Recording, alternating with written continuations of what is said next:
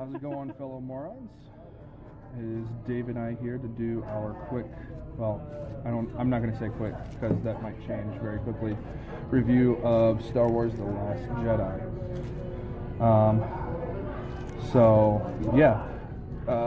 Forewarning, there's possible spoilers in the future of this, so yeah, you have been warned. So, I'm going to say 8.5 out of 10. But we're going to go with his initial 8.5 out of 10 as the objective. I would trust his rating to be like a nice, good, average. General audience would probably agree with him. I am extremely biased and not good at giving good ratings on an objective whole. For me, it's like 11 out of 10. It's Star Wars, Simply because it has the title Star Wars, yeah. Anything that has Star Wars in it. Except for the Christmas special and the 2 or 3 others. We don't talk about those. That. Yeah, you're right. But no, I like the Star Wars movies so much that I always just go in knowing I'm going to love it. But no, it was a very solid movie. People going in, a lot of people said, "Oh, it's better than Empire," or "It's as good as Empire." And so, I wouldn't say that quite yet. I'm gonna rewatch it again. Times, to give it that. To say that, but that being said, though, it held its own. It took risks where it needed to take risks. It would have this way of making you think, oh, it's going to go one way without making you feel tricked, still go another way and make it be awesome, be worth it. You didn't feel cheated out of anything throughout the film. There were some real good, strong points. There were some clear, they were throwbacks, but it felt natural. It didn't feel forced, pun intended.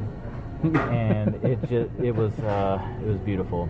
It really was. There were some points that really got me going. I was on the verge of tears for half the movie, and I was in tears for the other half of the movie. So, I really enjoyed it thoroughly. However, there were some issues that I had with some of the plot, mainly being kind of where the franchise is going for the most part. I think they kind of started leading in a certain direction, but pulled it in a totally different direction as well. I'm trying to stay as ambiguous as possible here, without giving it away. I feel like the franchise is going in a really, really solid direction at this point, because this movie is really leading them.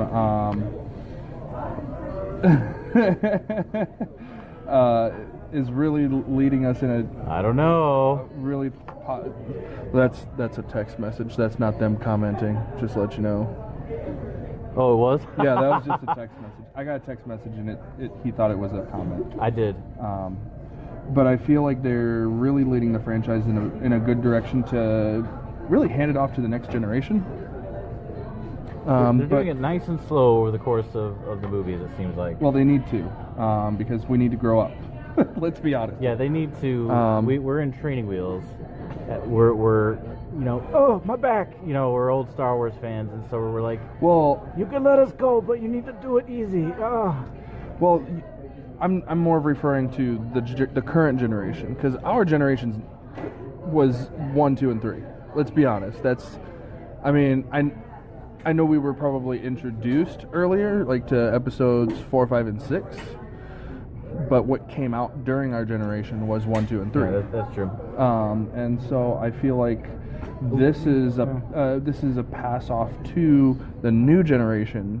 What would be our kids if we had kids. Yeah, I curse kids. But I feel like they did a good job with that. And it was fun. They had a lot of really good humor in it. They had. The cinematography was amazing, per usual. If Disney does a bad job, that's absolutely unacceptable. Sorry, Disney. Not sorry. It was well done. The plot was really well done. I like where they're going with it. However, they kind of lead you in certain directions. I guess you could take that as a plot twist, but, you know, there was some predictability to it as well. And I like how they are evolving the technology.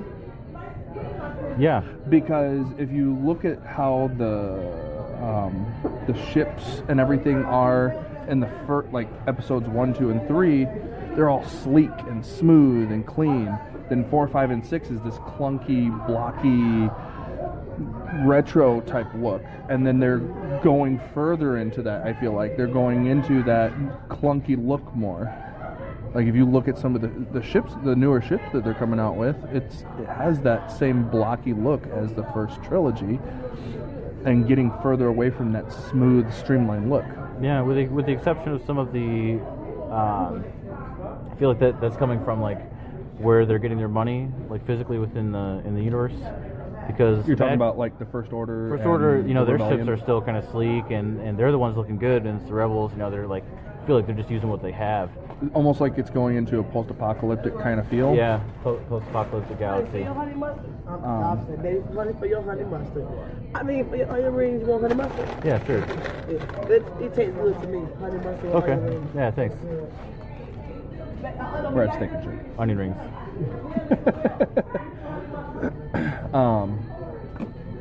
So I could kind of see how that's going, because I haven't finished the game yet. I'm still in progress, but in Battlefront 2, it's supposed to be that transition from Empire to First Order. Oh, okay. Yeah, I haven't played any of that yet. So I need to play that. I haven't finished it yet, but that's supposed to be what it's supposed to be about. And this could be, you know, post-apocalyptic. Like there's no real government anymore. It's, you know, people just out trying to make money at this point. Brian. What's up, Brian?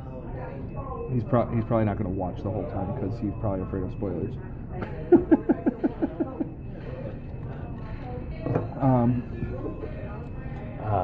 So, spoiler alert: Rey kills Luke and turns to the dark side. Just kidding. I mean, I actually, watching the previews, I kind of thought that was going to happen a little bit. Yeah, I would just say that's the kind of stuff that I've been saying, because before I went to see it, that's what I was telling everyone. Mm-hmm. So I haven't changed what I've been saying. They kind of gave that persona, yeah, that kind of feel. But it has no weight. Seeing the movie tonight, it had no weight on what I just said. So. Okay, here come y'all, baby. Thank you. So, okay. Forewarning, this is probably where a lot of spoilers are going to come in. Yes. I was kind of hoping, honestly, that they were going to create a new Force user type cult. Because you used to have you had the Jedis, you had the Sith. What if, because in the movie they both say, "Oh, I see you turning away," or. Okay, Thank you very much. Yeah, I see you. I see you turning into. This is good. Thank you. Sure? Yep. Appreciate that. It was. I see you. Like one of them said to the other, "I see you turning away, going, you know, to the dark side," and the other one said, "I see you going to the light side." And then it talked a lot about balance. You know, then you have the old Jedi text. And I was really hoping that they would say, "Okay, we're both turning away, and we're creating. It's no longer Jedi versus Sith. It's something totally different." Hey, y'all recording? What y'all don't lie? I'm nosy. All of y'all shit. I was really hoping that they would go towards like this medium where they create a new thing. Yeah, like the Wills or something like that, or you had Wills, yes. What? The Wills. I heard you. Yes. No, the actual like. You know, the Journal of the Wills, like WHILLS or whatever you it were is. making reference to me. No. I really like the scene where oh my gosh. that was a really powerful scene. Wow. Okay. Yeah. It was like silent for a second, and yeah, that was extremely I'm gonna powerful. be honest, I was really upset that everybody was like applauding at that point because Yeah. that was In our theater. like in our theater. I don't know about you. Everybody was like, "Yeah, woohoo, yeah," and I'm just like, "No, shut up. This is supposed to be an emotional point in the film." Everybody and you're quieted sitting there down a cheering. little bit after that and realized, no, it's something. So we did have a moment of silence while everything was turning white, and it was something we hadn't seen at all from a Star Wars film yet. It completely blew me away. Everybody, my breath was just taken away, and the cinematography was amazing with that scene. Yeah, I thought it was clever because, as you said, it's not something we've seen before. But on top of that,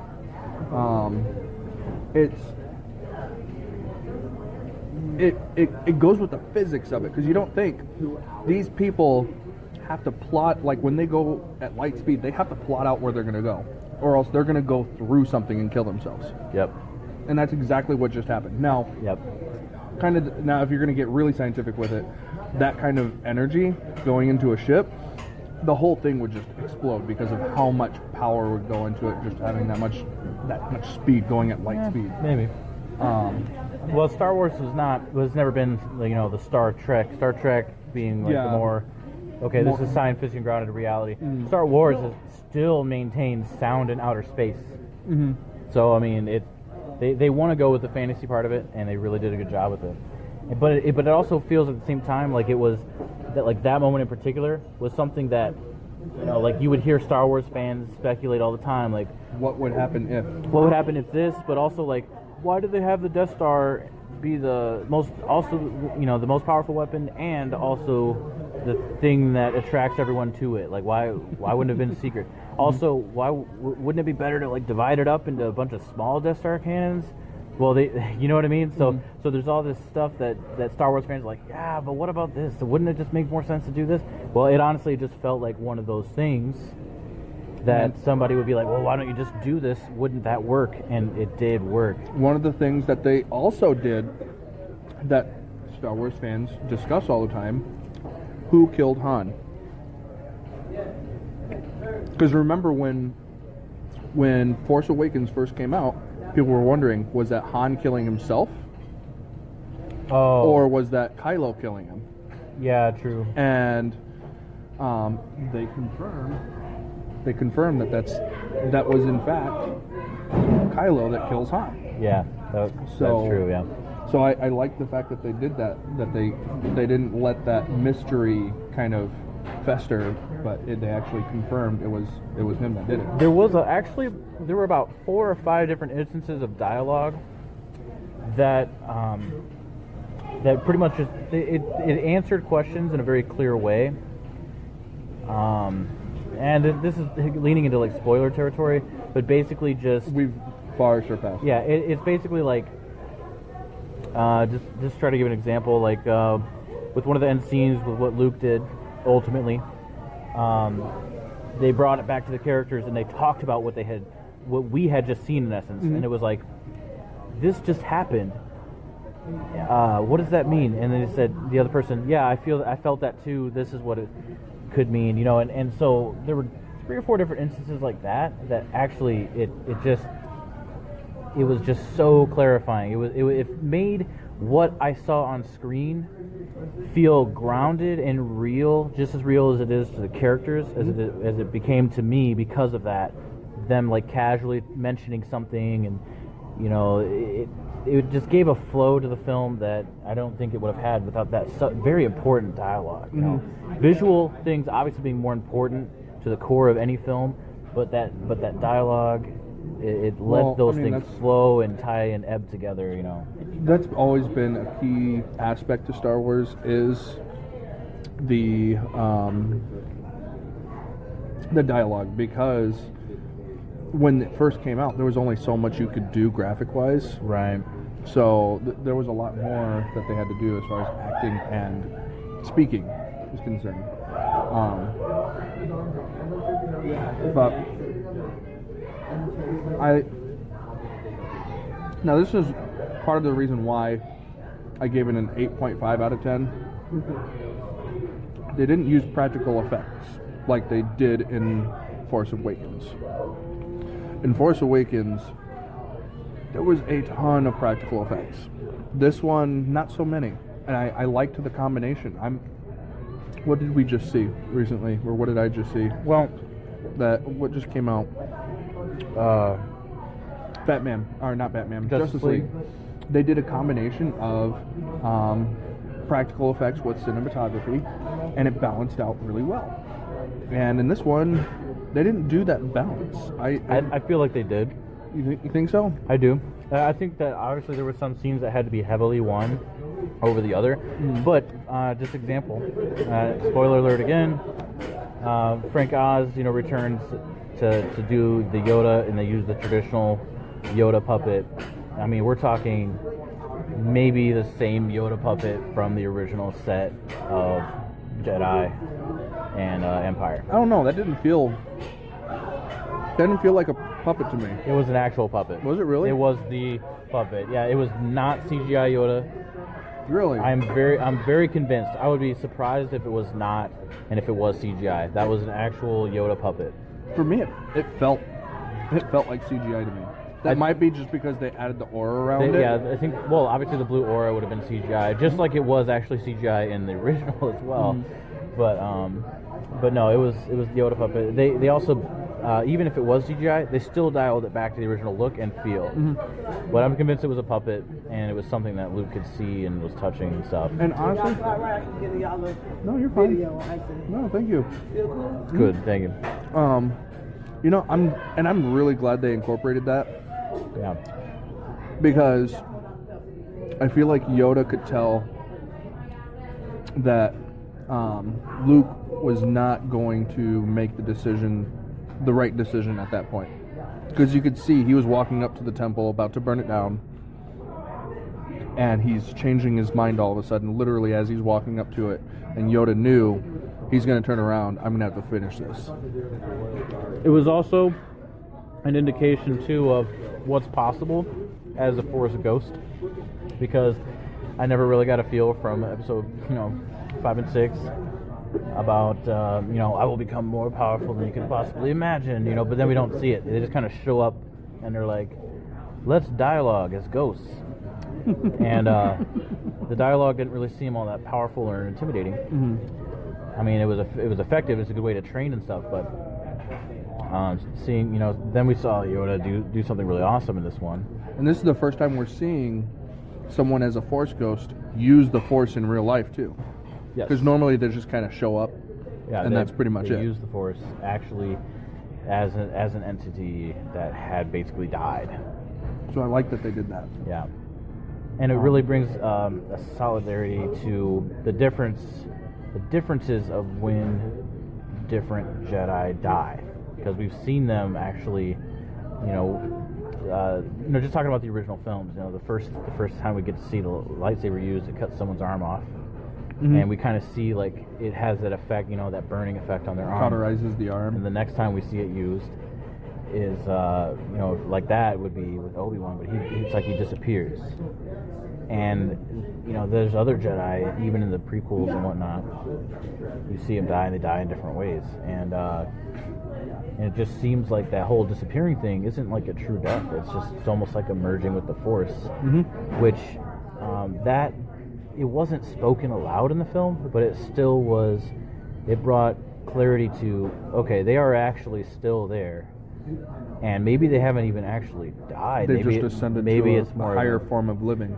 It's almost like they just have such a deep understanding with the Force kind of thing, and like the natural next step for a master. Because obviously, and we've seen it now twice between Jedi and this movie, they can come back and continue to train. And it was so nostalgic and so awesome to see Yoda come and just treat this old Jedi master like one last lesson. One last lesson or the next lesson. I don't think he's going anywhere. Oh, and the quote at the end before he goes away. Yep. That is the burden of the master is for the apprentice to become the new master. Do you remember what he said? Something like that? It was something like that, yeah. I unfortunately don't loved remember. that. That was awesome. Speaking of cutting off limbs, there was a lot more death in this one. Oh, yeah. Oh, my goodness. It really felt like, it did feel like Empire. Well, I mean, with with that. With Carrie Fisher being dead, every time it seemed like her life was under threat, I thought, okay, she's gonna die. Yeah. I thought they were just gonna, she's gonna die eventually, and poof, done. But they didn't. It's just like, this is like, every time it was a big letdown for me. Oh, really? Yeah, I was just like, she's gonna die. Yeah, no. But I liked the fact that at the very beginning, you don't feel safe.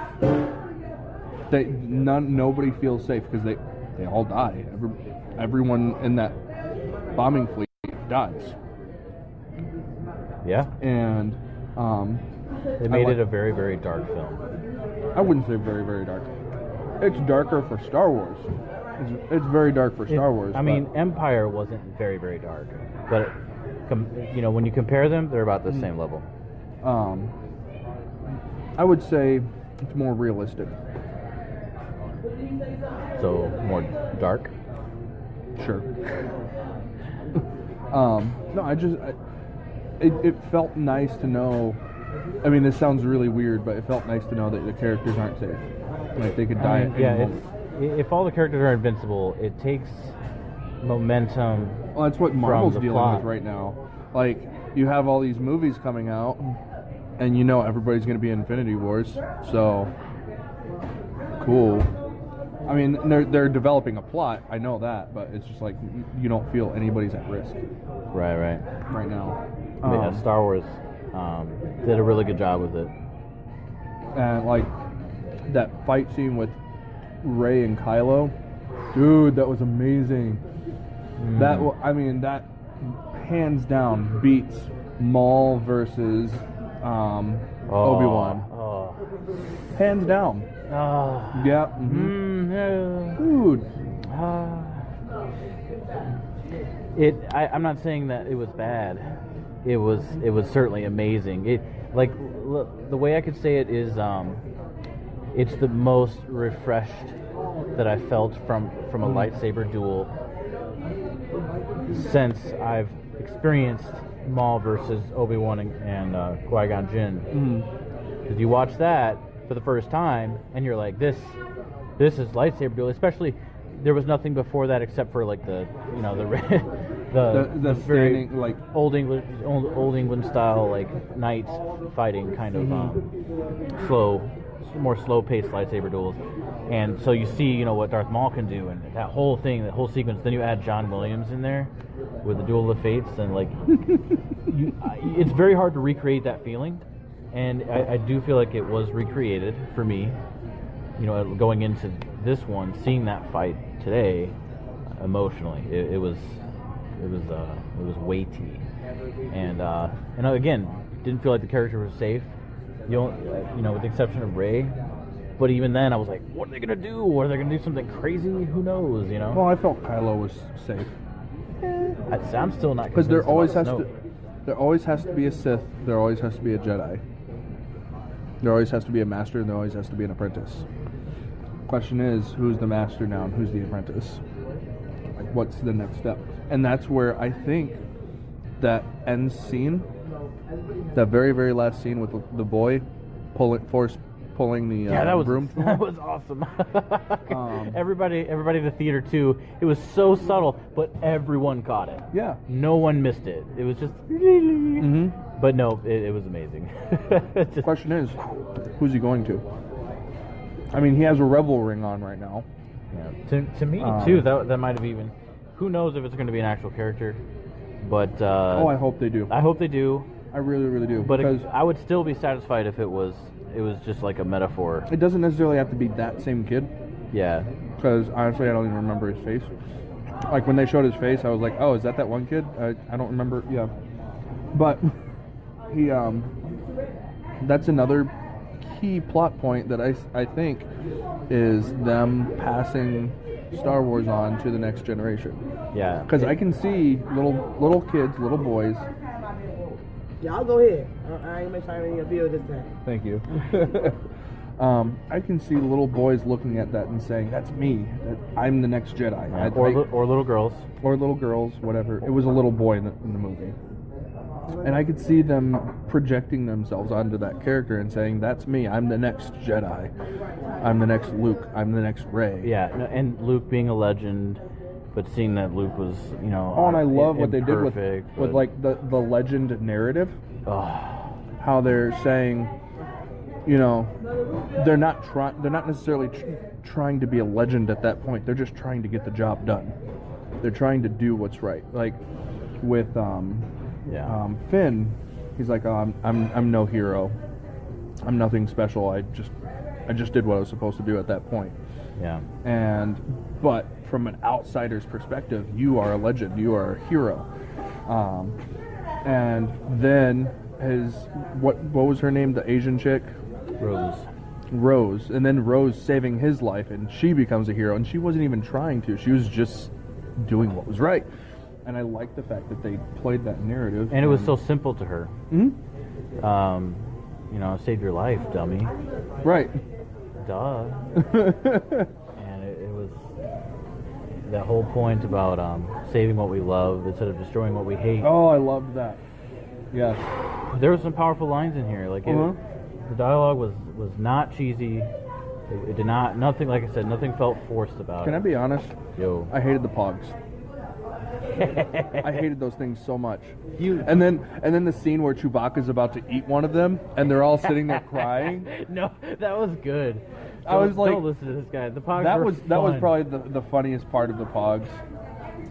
But I was conflicted. I didn't know if they were begging him for. We will.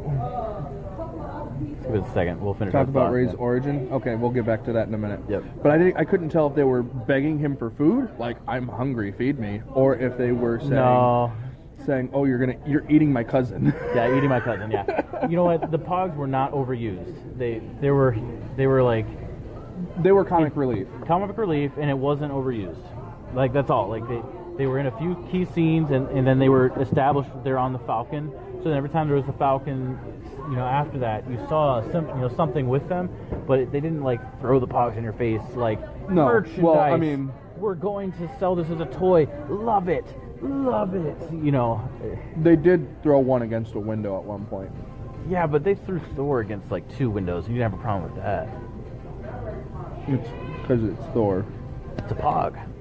Pogs are adorable. Well, no, I wasn't referencing as a bad thing. I was just saying, like, they did literally throw it out a window. You've seen the movie? Like, we're talking about spoilers? Well, no, we've gone past the whole spoiler thing, so, yeah. So it's...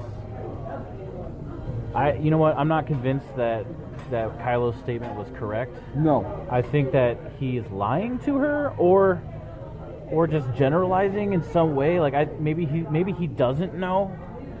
Actually, I don't think he actually knows. I don't. Either he doesn't know, or he asserted, like, you're on a desert planet. Obviously, your parents are just junk traders or something like that. I think he was trying to play a mind game with her. Yeah. Like Snoke was with him. Oh, dude, Snoke made a huge mistake. I saw when he did that. I was like, oh, he's dead. God. Like, as soon as he said, oh, I used him as a pawn, I was like, oh, you are an idiot. That was stupid to say that right in front of him. He's pretty confident. But I feel like that could be her origin story, though. It could. And the reason being... Believable. What is a common theme in all Star Wars movies? Great things coming from small places. Farm boy, junk girl. Yoda's well, 4 foot Yoda, nothing and being one of the most... Small. Yeah. Spoil it, I think. Spoil it, thanks. I mean, we told problem. you, so, yeah. Basically... If you're upset, that's your fault. Basically, so, yeah, spoiler alert. Yeah, Ray straight up says, your parents sold you. Or, Kylo who did I say? You said Ray. Kylo says to Ray, your parents were basically just junk traders that sold you for booze. Yeah, for and alcohol. He says, you're from nowhere, you're nothing. And I do think either he knows and he's lying, or he doesn't know and he's playing a mind game. Either way. And in the small chance, or in the chance, whatever how small it is, that it's the truth, it wouldn't be unbelievable. Like the actress Daisy Ridley did talk about something when she was being questioned heavily about her origin back when Force Awakens came out. She basically said, I know where Rey's parents come from. I don't see... I think it's kind of obvious, and I don't think it's too big of a deal. So I don't know if that's... because her saying that about it does make sense with the theory that Kylo was right, is telling the truth, that her parents are just junk traders, and her parents will never be introduced. I think what's important is that it's established she is not related to Luke. Yep. And she's not related to Han. She's not related to any of the characters from the original trilogy. It was not... Obi-Wan was not spoken about at all. True. He was not spoken about. I thought that they would at least bring him up or talk. They didn't talk about him. They when they talked about her origin and stuff, not her, but Ben's origin and stuff. They talked about Solos, but they didn't mention anything about the Kenobis. So it doesn't mean that it's not like that theory. No. We don't think that Palpatine's involved still. Yeah, they don't even acknowledge where Snoke comes from either. No, they don't. Yeah, which makes me think that we haven't seen the last of him necessarily. I'm not sure. They did show him there. You think he was maybe a Force figure like Luke was at the end? They showed him really up close. True. With but again, I just with the whole Force, what they're able to do with the Force, and seeing as how he was able to see so much into the future and able to use the Force so effectively, I wouldn't be surprised if any number of things could happen that he would extend his life. But I kind of hope they leave Rey's story where it is now. Reason I say that, unanswered, because I think she would do better as a character to just let it go, and it's a story of it doesn't matter what your past was, it's what you're doing now that matters. And I feel like that would be a really interesting narrative, but I could see them selling more tickets, to be honest, if they do like a Rey origin story type deal. Not an origin story, because we know her origin story, but like what happens with her family, right, or where she comes from. So I could see that selling more tickets. Either way. Either she could remain completely originless. We could just roll with that. I would enjoy it. She could be like, oh, that she's a Kenobi, and bring in some crazy stuff with Ahsoka and her, maybe if she has a sister or something. Who knows? They could do anything like that, and I would be happy with it. But no, they still did not establish exactly what it is for sure. They said she was just a nobody from nowhere, junk traders. And I would be okay with that. Do we believe it? Doesn't matter at this point. Everything's going to be speculation. I don't think your friends are showing up. The point is that they're sitting right here. No, the other two dudes.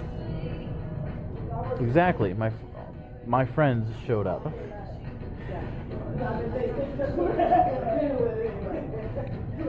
Anakin. I personally go with the Anakin was the chosen one after all. He brought balance to the Force both times. Both when the Jedi Order was like too full of itself and he kind of brought it low, and then coming back and taking the Emperor down, and letting it balance come back. Are you referring to who's the chosen one right now? Are you referring to was he actually the chosen one at that point? Like what? Yeah, I'm not, because I think Anakin was the chosen one. They're talking about the prophecy. Oh yeah, if you're talking about the prophecy from the original, well, that's not necessarily from the original trilogy. But that one specifically, yes. Now,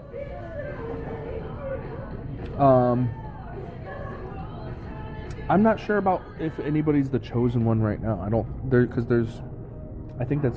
honestly think that's over. That whole, the prophecy and everything, I think that's all over. But I could be wrong. Because There's no one that's a chosen one right now. You could say Rey is because she's. I like her vulnerability to the Force. Her vulnerability and innocence to the Force, because like when she was training with Luke, he said you just went right in and you didn't even hesitate or try to stop yourself.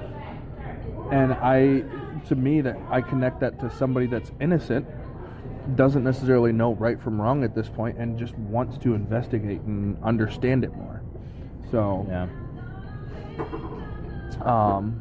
I feel like that is Rey at this point. Is she's so new to this that she's very vulnerable with the Force and very open with it. Yeah, I feel cool over there. Yeah, thank you very much. You're welcome. Yeah, I didn't need all these, I see. Yeah, I don't think they're showing. I was just saying where they at. Y'all know her. And if y'all hands, they ain't right. They ain't right.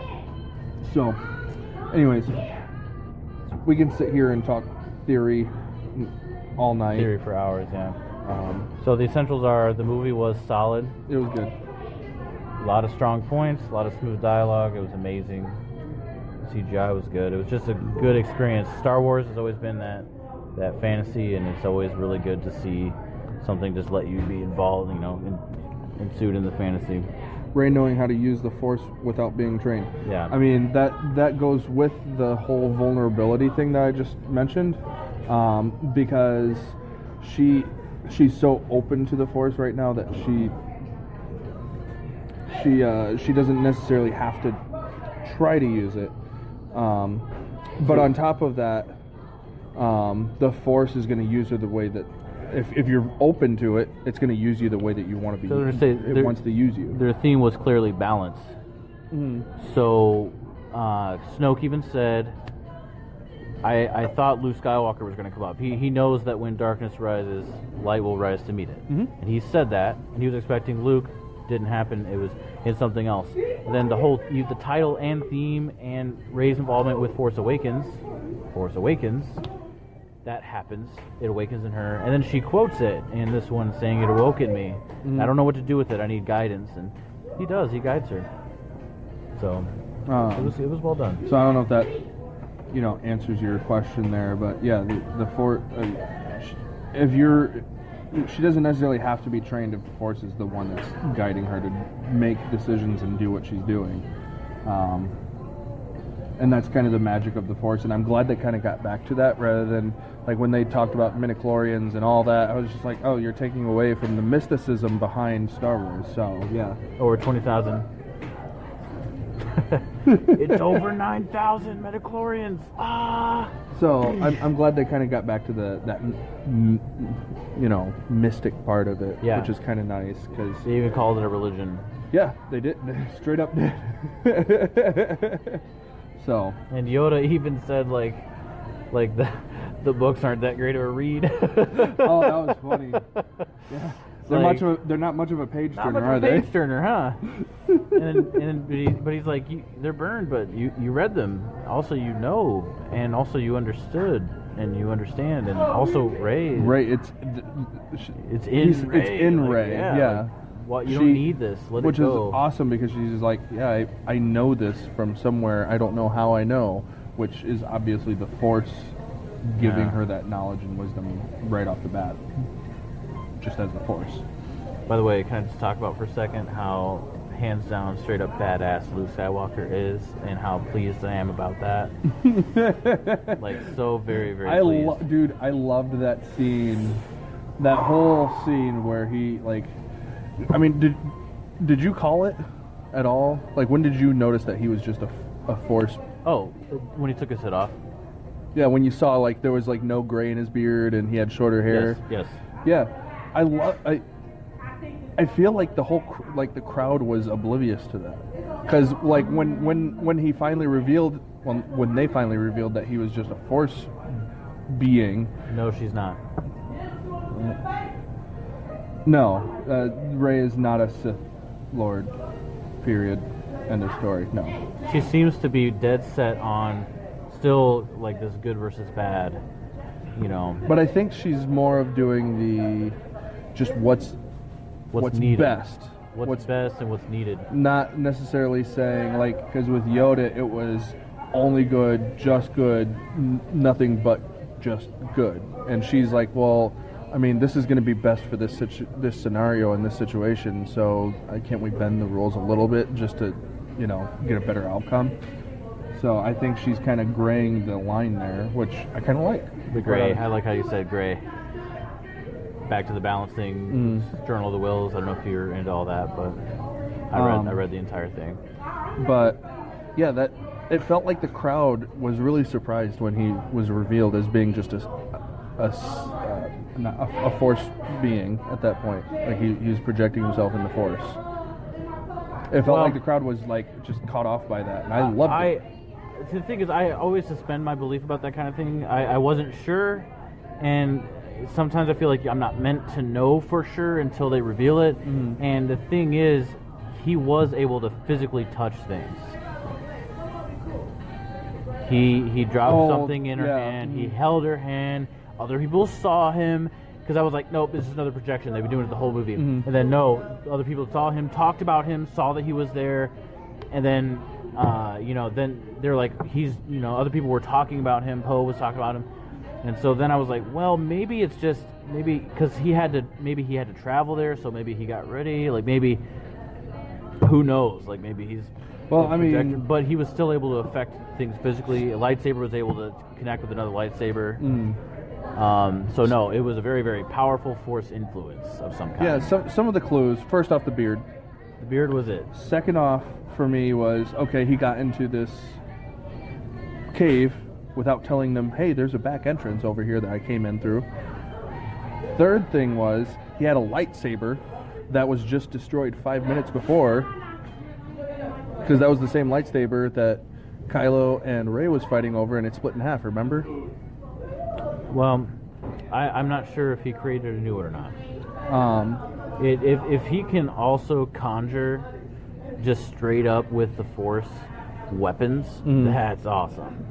And then the final thing that just absolutely confirmed it for me was when they focused on his feet. He didn't leave any footprints. Yeah, because it was like a red rock with salt on top of it. They did it on purpose for us to know. And I like those all just led me to believe, okay, he's definitely not actually there. Right before Kylo swung his lightsaber, I was like, oh, he's not dead. Should I heard feel somebody worried? say, oh, not this crap again. Talking about Obi-Wan. Oh, where he just his clothes just drop. Yeah. And then it goes through him, and that person was just silent. They didn't say anything. And then after Kylo was like the audience at that point, like, wait a second, and poke, nothing still. And then everyone, including Kylo and the audience at the same time, both realized But the way they revealed it, even though they gave you the clues and they didn't obviously mean to trick you. Yeah, they didn't. Yeah. They let it be a cinematic experience, a very visual, awesome transition. The Empire wants you. Yep, I read that. I've not read that. It's I don't remember if it's part of the original storyboard or if it's just in a book. I don't remember. I would have hated that. It's kind of interesting. It'd probably be interesting, but I don't know, the fact that they have a clone army in general kind of bothers me a little bit, but whatever. You got to come up with bodies somehow. But overall, the movie was really, really good. I enjoyed it. I feel like Luke isn't done. I feel like Snoke isn't done. I want them to be done. I mean, who knows? There's enough for them to be able to kind of make a spin that they could come back in the future, but I kind of want them to be done because I want them to move the franchise on. Because I'm okay with Luke coming back just like Yoda did. Oh, and stuff like that, that's fine. But I'm meaning coming back as a serious character. Oh, yeah. I mean, who knows? Who cares? There, you could have wants and desires. Every true Star Wars fan is entitled to both love and hate anything about the actual Star Wars, because it's not just Lucasfilms or George Lucas's or Kathleen Kennedy's or Disney's. It's everybody's. Mm-hmm. And so there's going to be things that people love and hate about it and want or not want from future films. The point is, though, like, whatever they do give you is what it is. And it was good. It was very good. Anyways. Luke is a badass. That's all I wanted. I got exactly what I wanted from this film. Like, he did a few things that were really cool leading up, and then it was like one of those, you know, it was very Optimus Prime activating his full power. Like not held back at all, and just seeing what he can do, and then with the whole projection thing, making it even more like, wait, what if he was actually there, not having to use all that energy to project himself? Like, you know, in Empire, Yoda, he like lifts up the ship and shows him what's powerful or possible. In this one, I feel like, even though they didn't show it, I feel like Luke could have lifted up the island and just transported the physical island through space with the Force easily. Oh, man. He's like, it's just an island and it's only a few million light years. Rey believed Luke's training, or did she fail? They actually helped each other in a lot of ways. Yeah, I wouldn't say that, like, she failed. I wouldn't say that, like, there was, I wouldn't say there was any actual official training, because there were 3 lessons that he gave her, and she underwent all 3 lessons. And it's not like he wasn't pleased with them, because he kept continuing. And in the end, he was convinced. But I don't feel like she succeeded either. Not in the way that he was expecting her to do, because like the first part was when she was feeling the Force, and she goes down the hole, and he was not expecting her to do that, and he, in his eyes, that is a failure, because that's somebody that's automatically just wanting to go to the dark side at that point. Yeah. That's kind of how I felt about it, and I feel like that's, in his eyes, a failure because it wasn't what he was looking for. But it's a different type of success for her, because it's something that she discovered on her own. And in doing so, I love the symbolism behind that scene where she goes down the hole, and like she says, well, I was looking for something, and it turned out to not be what I was looking for, which I feel like that's what happened to Anakin. He went down the dark side looking for a way to save lives, to bring life back. Also, and he didn't find it there. It was also a mirror of Luke's training on Dagobah. Oh, when he went into the cave and he saw himself in the dark side. Mm-hmm. And that's what happened to her in a very different way. Yeah. I loved the symbolism behind that scene entirely. Because we were all wanting to see who her parents were. Mm-hmm. And they didn't give it to us. Or they did. She's her own parents? Don't read too far into it. But basically, one key scene in hate leads to, what, anger? Fear leads to... Fear leads to anger. Anger leads to hate. Hate leads to suffering. I think that's what it is. Mm-hmm. Yeah. Fear is the path to the dark side. Yeah. Mm-hmm. But no, the one key scene talking about the lessons, because like I said, they both learned things, and obviously Luke's, this was like the epitome of Luke's learning as well. Yoda helping with that. You have Luke's master coming and helping him, and then her helping Rey to help herself, even. Because even if it wasn't what he intended to teach, she still learned from it. Mm-hmm. And the key scene is where he says, I failed Kylo. And she says, you didn't fail Kylo.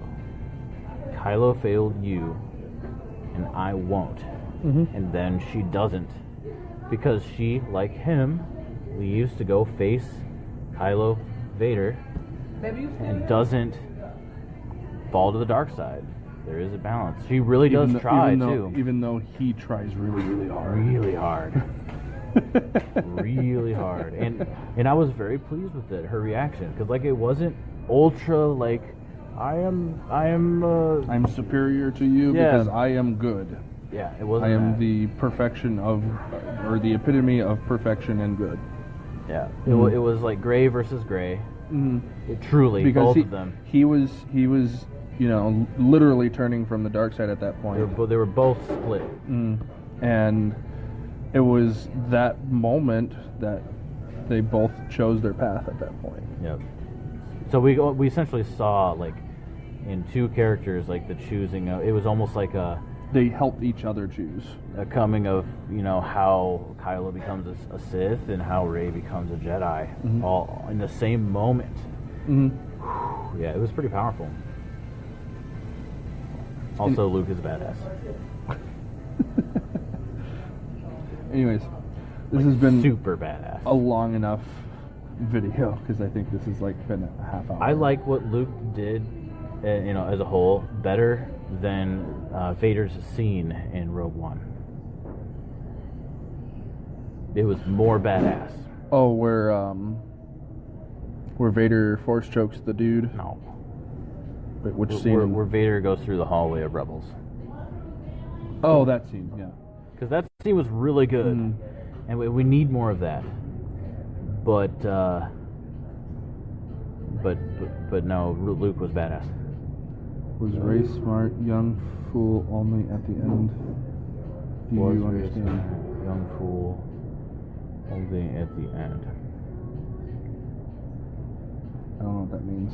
Do you get that?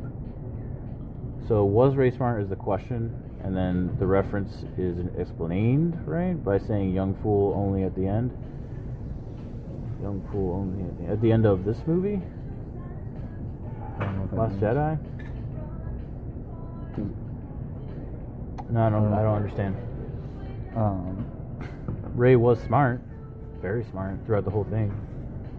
She was very pragmatic about everything. She would question things, seek knowledge, you know, and then when confronted with whatever it was, she would make decisions. And no, she was a well-rounded, very intelligent character. Yeah, I don't know what. Yeah, I wouldn't characterize her as a fool at all. I mean, No. naive maybe, because Yeah, she's still new to learning. it all. Yeah, she's an apprentice. Return of Very, the very, Jedi. very powerful apprentice. But no, like I said, she's confronted with an issue, she deals with it, With as many resources as she has at her disposal. including Luke. But Who is a badass, by the way. I don't know what he's referencing there with Return of the Jedi. Is he referencing this as the Return of the Jedi, or are you referencing the movie Return of the Jedi? I think you're being very ambiguous. I'm not liking this. Well, if he's talking about the movie Return of the Jedi, are you like comparing Rey to Luke? Or if you're talking about the Return of the Jedi in general, in this movie, yes, she is. Luke specifically says that he is no longer the last Jedi. She is a Jedi, and he sees it as a good thing at the end of the movie. And I see. I mean, there are a lot of parallels between he and Rey as far as their training and coming up and all that. So Yeah, he took the Obi-Wan role. He did. It wasn't quite as smooth as it was for Obi-Wan when he trained. It's with Obi-Wan, it was almost like he almost just knew exactly what was going to happen and had like these specific, well laid out segments for how Luke was going to be trained, even at an old age. Well, I think that's because Obi-Wan had so much time between his failure and Luke that he was able to learn from it, whereas I feel like there wasn't enough time between his failure with Kylo and when Rey pops up, because he still feels like he hasn't learned anything from it and that he's just going to fail. So, anyways, we're going to sum all this up because it's getting late and we've been doing this for a long time, and this is going to be a really long video. So it's a good thing I have such a sexy face. Yeah. They have something to look at while we talk about how much of a badass Luke Skywalker is. Sure. He was a Jedi like his father. Got his lightsaber. The Emperor shot lightning at him. Oh no, she tries to kill him straight up. So talking about like her versus Snoke. Yeah, she got sort of similar situation, but she was just like, no, lightsaber, and the lightsaber like goes around because he Snoke like was, diverts it. Nope. But then like she tries again later, and then she tries it with Kylo's lightsaber, like, and then no, she just she was spunky. When it came down to it, it came to a trick of the minds. It came down to a trick of the minds. Yes, it did. Because he thought he was reading Kylo's thoughts perfectly, which he was, but he was just misinterpreting it. Yeah. You're about to kill your true enemy. Oh God! Oh, I got that. I got that one wrong. But you're welcome, Ryan. Yeah. Thanks for chatting with us. Yep. We're gonna get off of here because it's late. Peace. And yeah. We'll talk to you guys later. Peace. But have a good night. Talk to you guys later. Bye.